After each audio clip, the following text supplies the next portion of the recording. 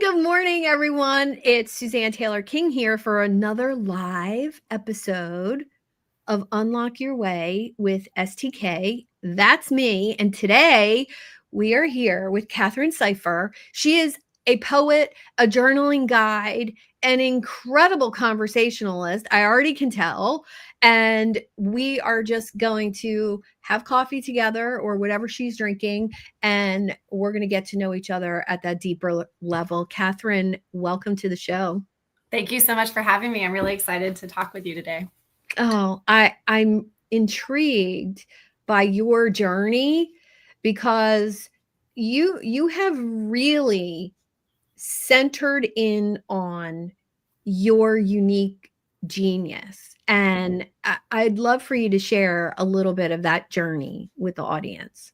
Yeah, sure. Thank you so much. I appreciate being seen in that way.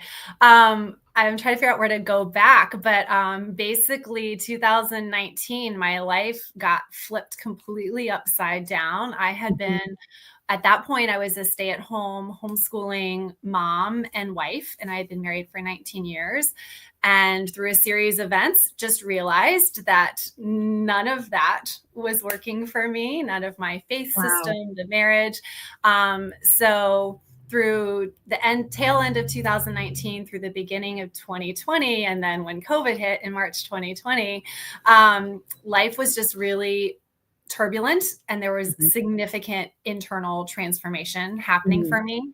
And then again, with COVID coming in, that ended up actually being like an incredible gift for me. To be able to use that quiet isolation space as a time of deep cocooning and inner transformation, and ended up walking through separation and divorce during that time period, while also, again, turning away from faith systems that I had once believed in, and then really coming to begin to fall in love with myself and even know who I was, and begin to hear my inner voice for the first time, and really come home to who I was or am, and become who I was. So a huge part of that was journaling. I had turned to journaling a couple months into the whole kind of crisis, and really met myself on the page, and was able to, for the first time in decades, hear my thoughts, know who I was, begin to develop a plan for my life. I knew that how was I going to support my family going from a homeschooling wife with no income? How was I going to support my family? And it was through journaling that got me to the place where I am also a virtual piano teacher. I teach piano lessons online, and also knew through that journaling process that I wanted to use my voice and my words to help empower women some way, which has then turned into a poetry memoir that I've published, and my role as a journaling guide for people. Wow. Thank you so much for sharing that, because, when I went through that time in my life, I didn't have children, and it was very turbulent, very stressful. And it was so much of a coming back home to yourself and figuring out yourself, because you kind of have to during situations like that, whether it's divorce or grief or anything.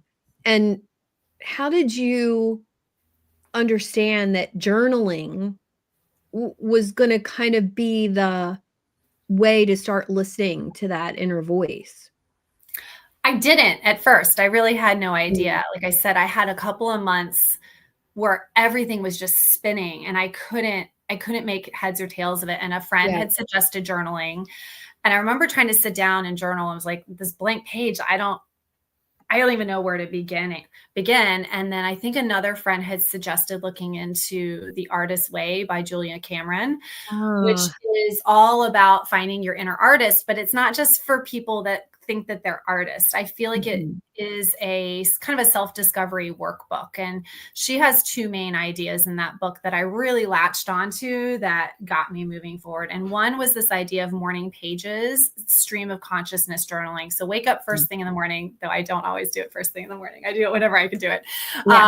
Of just writing things on the page, even like, I don't know what to write. I don't know what to write. Or you're cataloging conversations that happened, or I think I'm hungry, or turn into your grocery list, or it might turn into something big like your future dreams.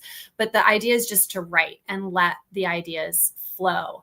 And Mm. honestly, that was truly the first time that I allowed myself to have unedited thoughts and to really let it go without me feeling like I needed to gatekeep every thought that came in, Mm. or shame it, or hide it, or judge it. And that Yeah, I was love the that. first tool to my, what I say, rebecoming. And then the Yeah. second idea she had in that book was this idea of artist dates, spending time with yourself. It doesn't mean you have to go out and spend money. It could be that you're just cooking a meal for yourself and you're actually smelling the flavors while you're cooking, Mm. and you're like feeling the sense of cutting an onion or whatever. So really beginning to come home to my senses in various ways and spending time with myself, doing things that were nourishing my soul, which Yeah. at the time of my divorce, my oldest was 12 and my youngest was like 3 months a year, somewhere in there. So the idea of having time to myself to like savor a moment Yeah, and so feel it was foreign. a really foreign concept. Yeah. Um, this is so fascinating because what I hear is a level of self-love and trust that you really hadn't had before. And I love that book, by the way. I think it has some excellent insights. And what you said about morning pages, I do them at night sometimes and just dump. But the idea of taking yourself on a date, spending time with yourself. I'm an only child, and both my parents are deceased now. And I notice that I have this need, it's kind of built in to be alone. And I think it does go back to the silence that happens when you just tune in to yourself. And if you have negative thoughts about yourself, that's the perfect time to deal with them, right? Is by having awareness of them. Um, how did that serve you during a turbulent time? Yeah, I had always outsourced my power and my opinion of myself to Mhm. others, whether it was ideologies or other people. So learning that I could be safe within myself and that I could become my best friend and I could advocate for myself and I could be my own listening ear, that Mhm. I could provide myself wisdom. All of those things were super powerful and had never been a part of my life before. And so now that they are, and obviously it's a process. I did not Right, get there right away. It's been, right. however many years now since then, 6, and in some ways, like I'm just still now able to say that I can love myself. Like I feel like I finally hit that point, Mhm. this summer. So it's definitely a process throughout that but that taking that time and really sitting there, and sometimes that means being Yeah, willing to sit in the grief. Sometimes that means being willing to let myself cry it out. There mhm. was a moment where I remember thinking, oh gosh, if I actually cry and let myself feel this, I'll Yeah, never get up again. I'll yep, just completely dissolve. And yeah. turns out you don't. Like the body actually won't let you. You can have a good hard cry for like 5 minutes, and then you've actually let those emotions move through you and you can survive it Yes. and you can keep going. So a lot of it for me has been allowing myself to really feel into whatever is happening and trust that I've got myself on the other side. Yeah, I resonate with that because, I'm a very stoic person. I can be excited, I can be motivating, I can be inspirational when I'm giving a talk. But when it comes to my own emotions, I notice letting yourself cry or letting yourself feel it. And I'm going to share something that many people don't know about me. Um, my mom passed away in '04, which was a long time ago. And then my dad passed away in 2010. And between '04 and 10, my dad and I developed a much closer relationship, almost like a friendship, golf and dinners and me visiting him in Florida. And I will say that that only happened because my mom wasn't there. We developed a closer relationship because it wasn't a relationship through my mom. And I didn't really allow myself to grieve when he passed because I had a 1-year-old. Mm. And, it was a first birthday and all the things. And I didn't allow myself, I, I don't, I think maybe a tear dripped down my face, but I didn't allow grief. And about 3 months after my dad passed and my son's first birthday and all of that, my soulmate dog, and for those of you who are dog people, you have one dog in your life that was your soulmate, and you might have that dog now, but I had mine at that time. He died. And when I tell you that was the permission I needed to take the time to grieve my mother from 10 years prior, to my dad, to infertility, to losing a baby, to all the things came at one time. And it was only through journaling that I figured out that I had been storing all of that somewhere in my body.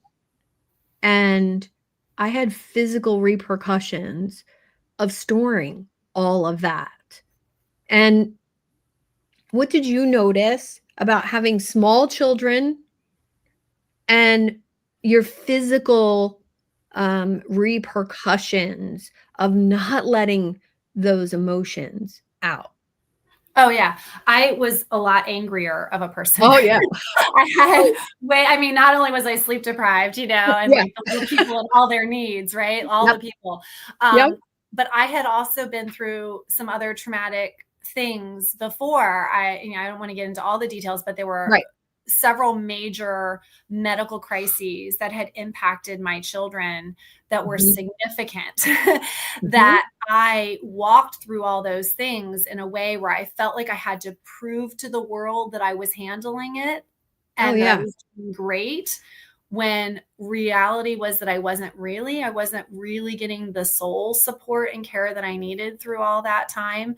Part of it was masking because I felt like I couldn't be weak, or I felt like I had to show various things. And some of it, Mhm. sometimes we can't really process the trauma while we're in it, kind of like you did. Like Mhm.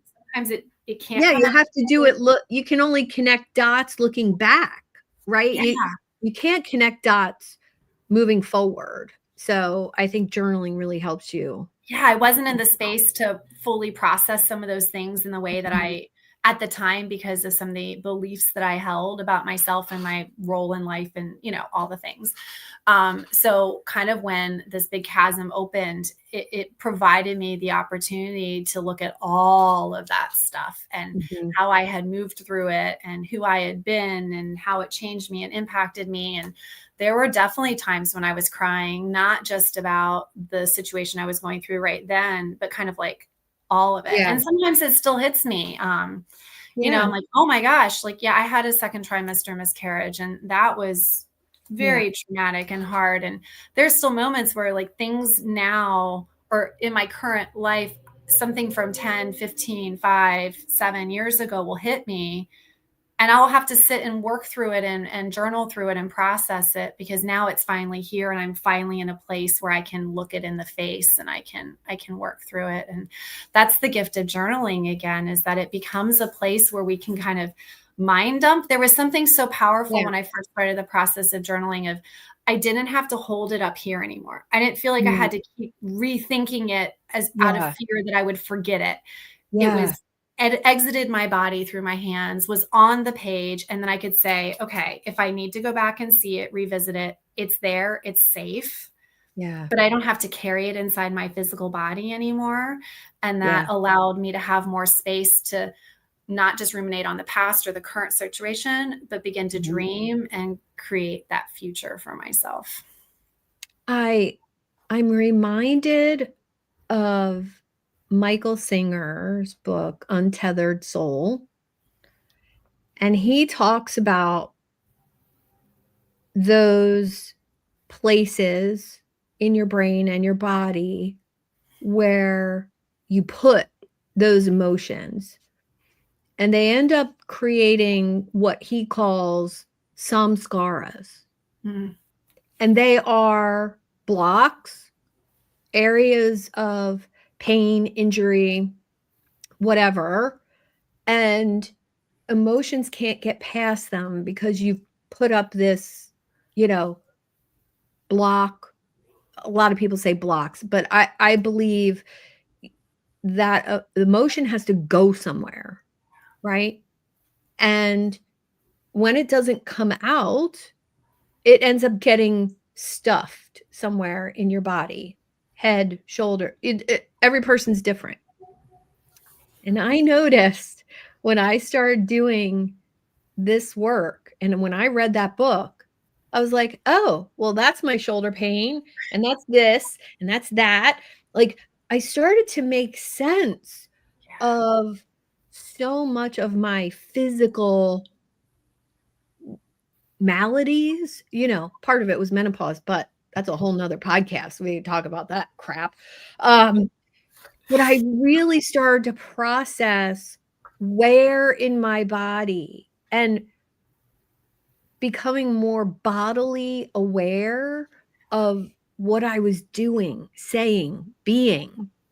How has that transformed not only your business, but who you are as a person? Everything. I mean, yeah, Yeah. absolutely everything.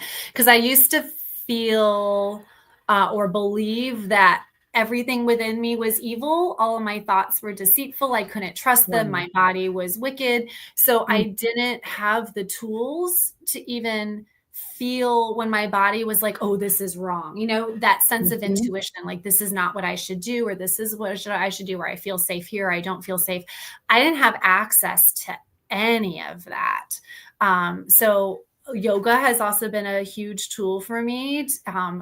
Simple breath work and simple meditation. I'm definitely not Mhm. a meditation expert, but just learning how to even just sit in silence for 2 minutes, 5 minutes with my Yeah. little yoga video on, allowing my body to cry if I was in a yoga pose and not understanding where it came from, but just trusting, oh, that's stored emotion, just kind of working its way out. It's changed everything because now I know if Mm. I'm in a situation when I feel safe. And I know if I'm in a situation that feels a little off and I can't quite put it, but now I can trust myself to say, okay, I don't have to know fully, but I know what safety feels like and I know Yeah. what comfortable, safe feels like. And so it's changed everything about how I interact with people, with friends who I allow into my inner circle, what I share Mhm. with certain people as a business owner, knowing what feels right, what feels icky, how I need to move forward with my 2 businesses that I own. And it's absolutely changed everything. And again, journaling, I think, has helped because then I could start using language. I could try to find the words like, oh,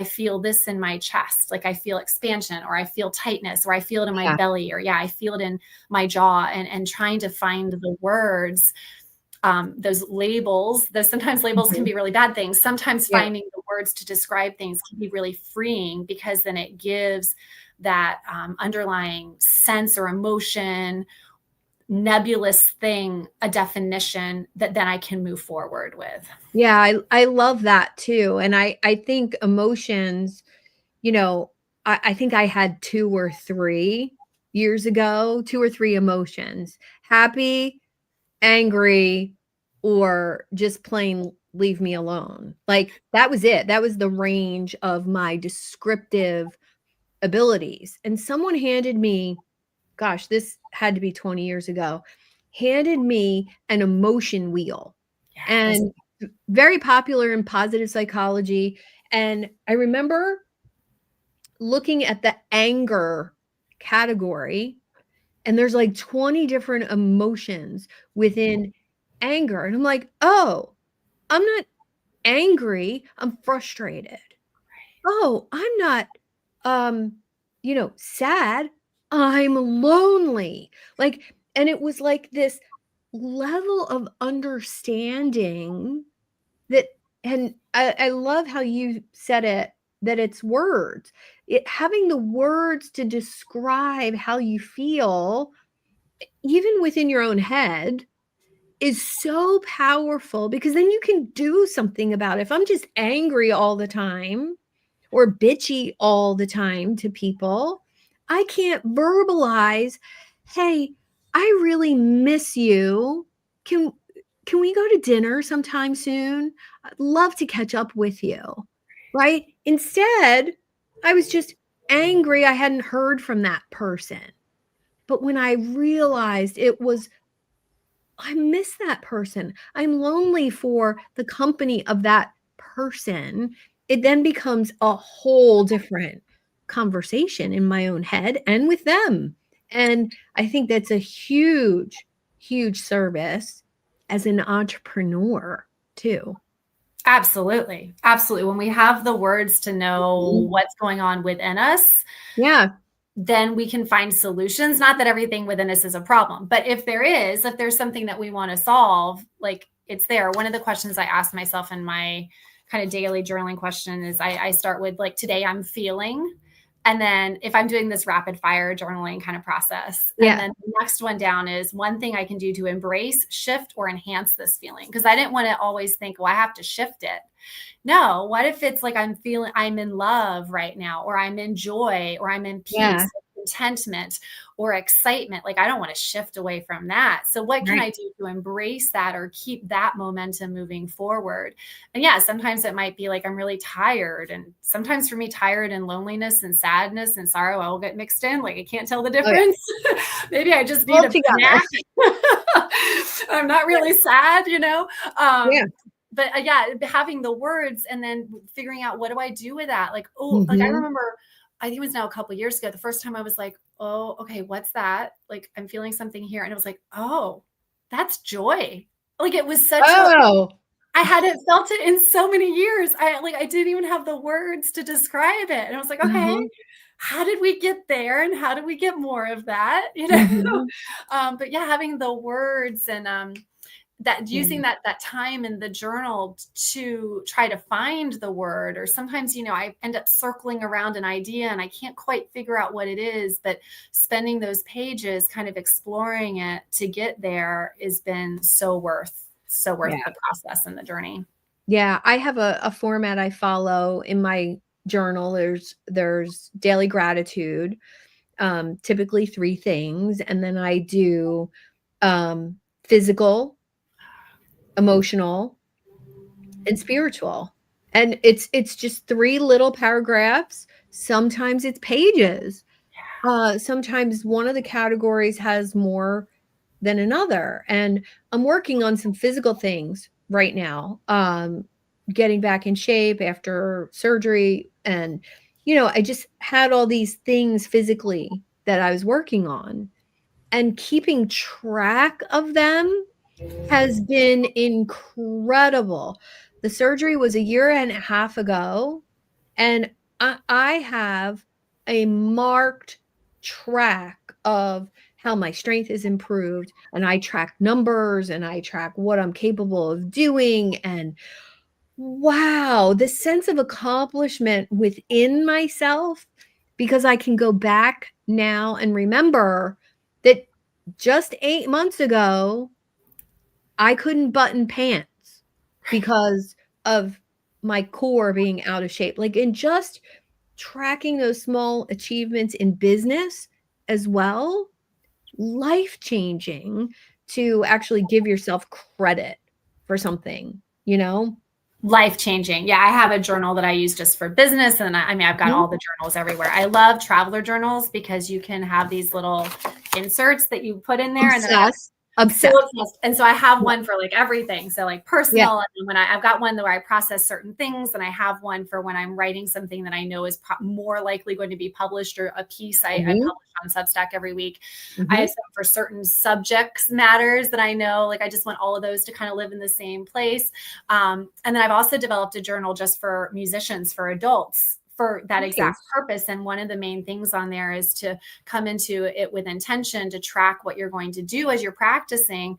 But then at the very end, it says, what are you celebrating today? Because I think Mm, that's such an important thing to have documented, yeah. especially in gaining a skill that takes a long time to learn, whether it's music or recovering from surgery or just these life personal growth things, right? Mhm. If we can't pause every day and see what we've done in a celebratory way to make it through, why are we going to continue to put the effort in? Oh, yeah. Because we won't be able to see the changes because they're so minuscule. And on a personal level, one of the things that I've been doing for the past now month or so is at the end of every day, I've been writing myself a love note in my journal, as if Love I that. had somebody there to reflect back Mhm. to me, like my beauty, my strength, like how I went through. It might even be like, I saw how you had a rough day today and you kind of went like this with your emotions, but you pulled it back Mhm. out. And I'm so proud of you. And so I have a conversation with myself that way through the journal too. And you're right. Then to have it as a kind of a document where you can Yeah. go back and reflect and see those wins, those growths, those celebrations, to see how far I've traveled Mhm. in all areas. It's really been the biggest gift to have that on pen and paper. I think so too, and there's nothing like pen and paper for me. I still use a paper planner even though I'm AIified and, digital calendar and all the things, but my paper planner is where I share not only I keep track of what I eat every day, how much I work out, 3 top things to do every day, and there is a space in my planner that says daily win. Mm, And I typically share before I leave my office. I don't know about you, but I used to leave my office at the end of the day and say to myself, you didn't get this done, you didn't get this done, you didn't get that done. Ugh, like put it on the list for tomorrow. And it would be like a sense of, I don't know, going back out to my family and feeling unaccomplished, negative, like, "Oh my god, there was so much I didn't get done." And shifting that sometime last year to, "What did I get done today? How did I feel?" And I've been sharing those in my daily win, but I love how you worded it being more loving to myself rather than factual, like, "I did this and this and this." To actually say, "I'm proud of you because you had 3 incredible conversations today, and those people are changed because of that conversation, or you're changed because of that conversation." And just celebrating more of the human side of business. Like, how is it advancing me as a person? And I see that with you and what you're doing, that it's actually advancing you as a person, as a mom, as like a human walking this planet, serving other people. You're advancing yourself. What does that feel like? And how does that inspire what you do for a living? I I don't know if I'm I'm trying to figure out where to enter that Okay. question. I'm going to come from a roundabout way. My word for the year, I always have a word of the year with intentions. So my Mhm. word for the year this year was connection, and for Mm. 2025. And I think everything that I do is about connection. Mm. As a piano teacher, it's about connecting with that individual student to help them feel celebrated and seen and help meet them Yeah. exactly where they are so they can reach their goals, so they can connect with the joy of music and the beauty of music and, all of that. As a journaling guide, it's all about creating experiences where my clients can connect with themselves and Mm. then be able to move forward. And for me to be able to do all of that, I have to be deeply connected with who I am so that I am grounded and I can show up in a way that helps support people, so that Mhm. my poetry that I write, that I share in my journaling circles, is authentic and real and vulnerable. And so the things I put on Substack, again, are true. I'm not just throwing stuff up there. Like, it's really core work. How I relate to my children, the more stable and rooted I am and grounded in who I am, the less shaken I am when I get that phone call from school that says so-and-so had a tough day. Like, Uh-huh. okay, it's all good. We're all good here. Yeah. But yeah, it's all about, for me, that personal growth and self-trust and self-love, and knowing that no matter what happens, who exits my life, who enters, who, the Yeah. situations, opportunities, because they're going to come and go, and, things happen, Yeah. right? That I know that I always have my back. At the end Yeah. of the day, it's me and my pillow and my brain. And we only see out through our set of eyes. So no matter who else is in my sphere of influence, if I don't have my back, I can't be there for anybody. So Mm.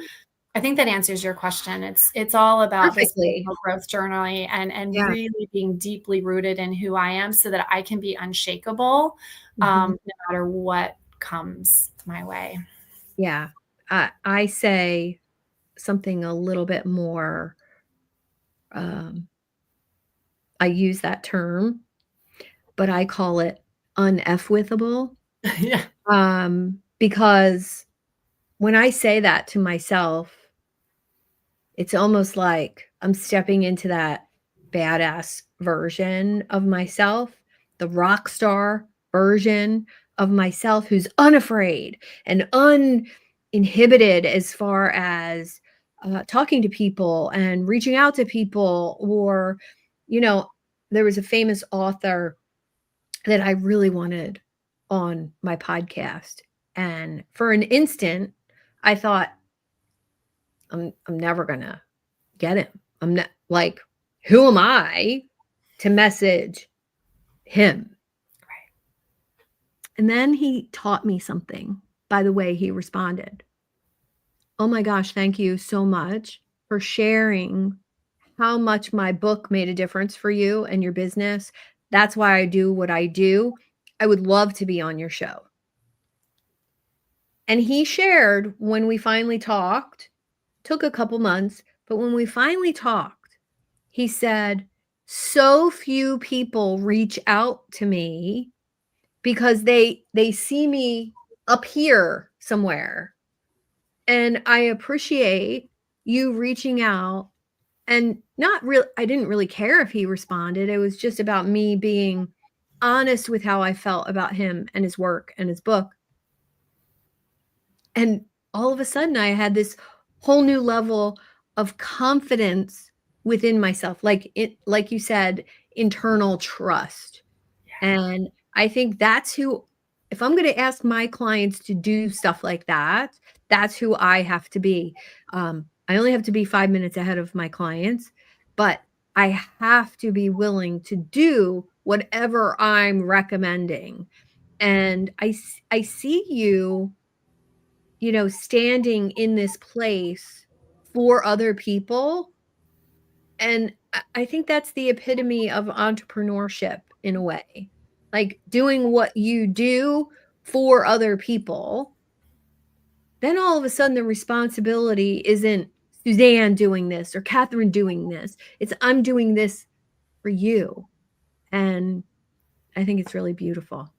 Thank you. Yeah, I think that the more secure we are within ourselves, Mhm. the less fear of rejection we're going to have. If Yeah, your whole life had been dependent on whether this author had responded to you, and if they had yeah, said no or ignored you, how could that have shaken you? You could have been like, oh my right, gosh, I can hear back from them, checking the email constantly, or right, just knowing like, okay, it is what it is. This is not going to ruin me if I don't hear back from him, if he doesn't join, because you had that unshakable trust in yeah, yourself, right? And yeah, so, like, if we go into every area of life knowing I've got my back, I'm more mhm, willing to take the risks. I'm more willing to put myself out there. I'm more willing yeah, to say, yeah, I'm going to be vulnerable in what I write or what I share or what I create, knowing that it won't be for everybody. And that's okay. But the yeah, right people are going to be attracted to me and my energy.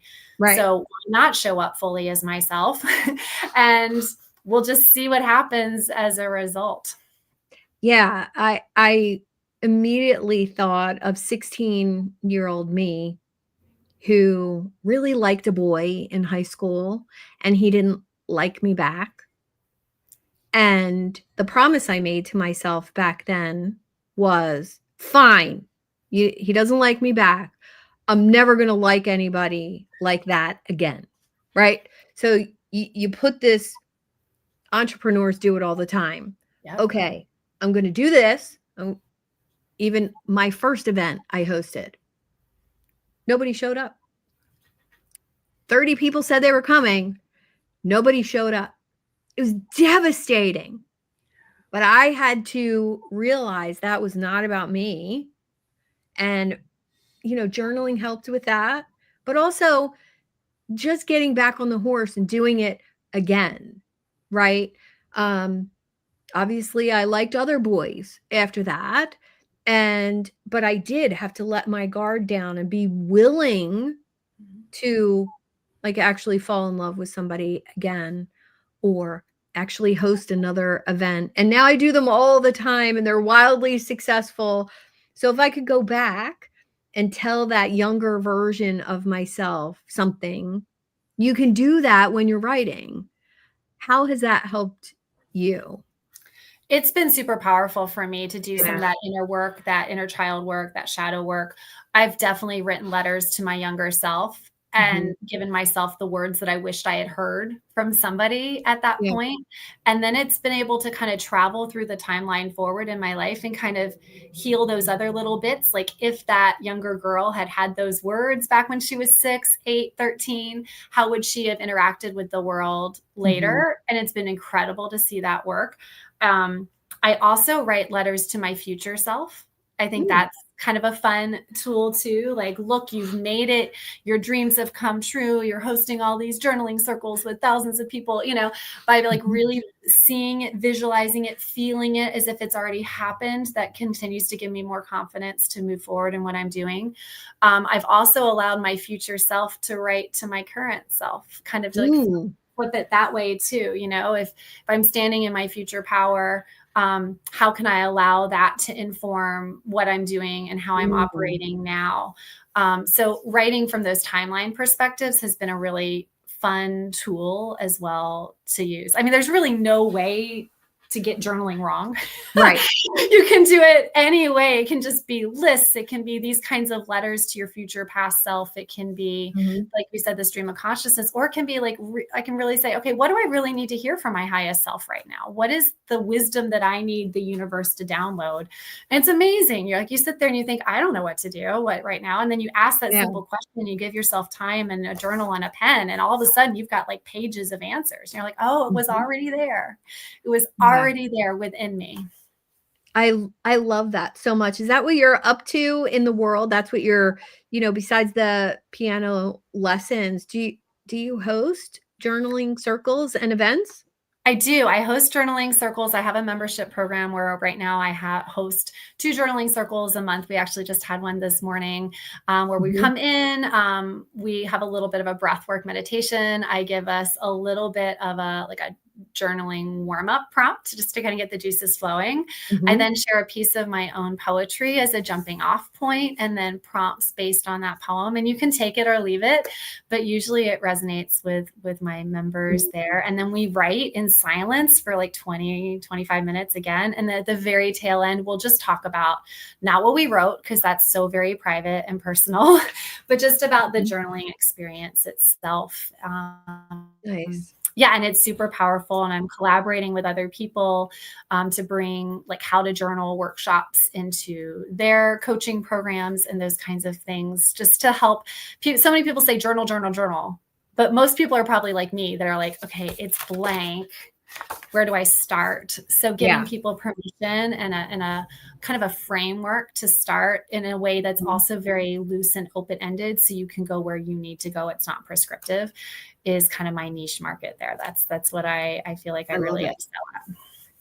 I love it, and I would love to invite you to do something like that for my membership and my list and my people. I think that would be super fun one month to do that. I also host a group of coaches that could be really fun to do that. And now I find out you're on Substack, which I, I have a little bit of a Substack problem. Maybe we could recommend each other. I will look for you there, and I will definitely share all of your links in the chat here. And thank you so much for today. This has been amazing. Yeah, thank you so much. I love obviously talking about this stuff. It's Mhm.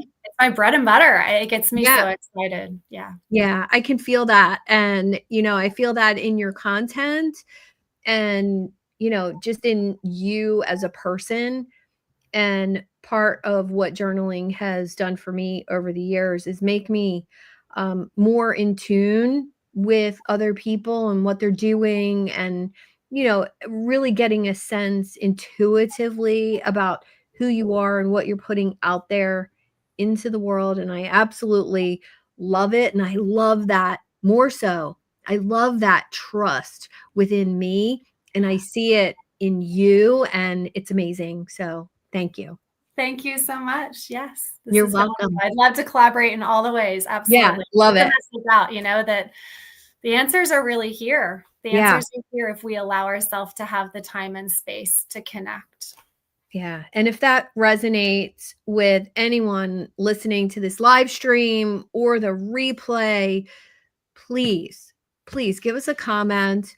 Um, Reach out to Catherine. I will have all of her links available, and we'll look forward to a entrepreneurial journaling workshop coming real soon. Thank you, Catherine.